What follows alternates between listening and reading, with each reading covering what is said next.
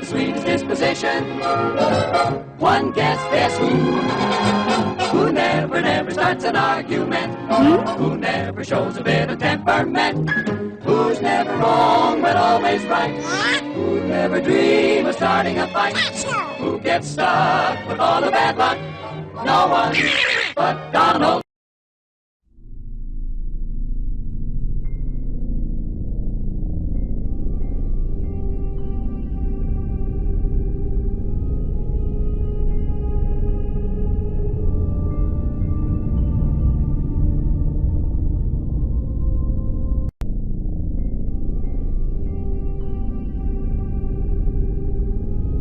What? Are you creeped? Don't you want to see who really is Donald Duck? If you don't want, you can go away from here. Let's start, people. We all know who is Donald, a nice and funny duck which always ends in troubles. But why Donald is so violent and angry in so many episodes? Don't you ask yourself why he's like that? Well, he's suffering from post-traumatic stress disorder. Specifically, he came down with it after the series of shorts in which he fought the Japanese in World War II. A reasonable Donald got drafted and shipped to the big war, and an angry shell of a duck returned. So, how do you know that it's totally possible? Well, there isn't the fact that Donald totally has war flashbacks from time to time. Seriously, we'll get to that in a second. But let's look at his changing personality.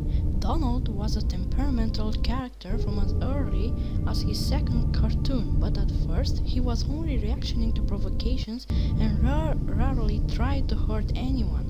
After the war, however, he became a lot more violent and unstable. He went from just comically moving his fists when he got angry to trying to cut Chip and Dale in half with a saw.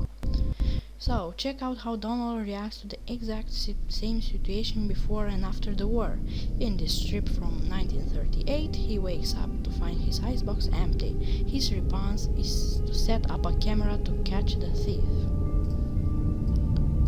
The same premise is recycled in a 1945 comic called The Icebox Robber, but this time Donald immediately flips out on his nephews. And we have no idea what that happens, but it can be good.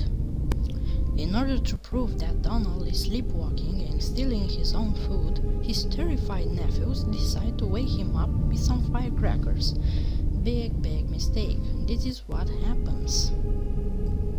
Holy moly, Donald is having a freaking World War II flashback, which, as the fan theory points out, is one of the symptoms of the PTSD, along with anger, sleeping troubles, and pretty much every other part of his personality.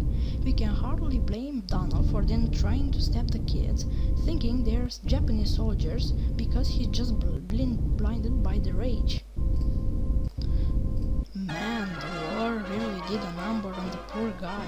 But by all means, continue pointing and laughing at this brave dog who gave his sanity for our freedom. Who never starts an argument?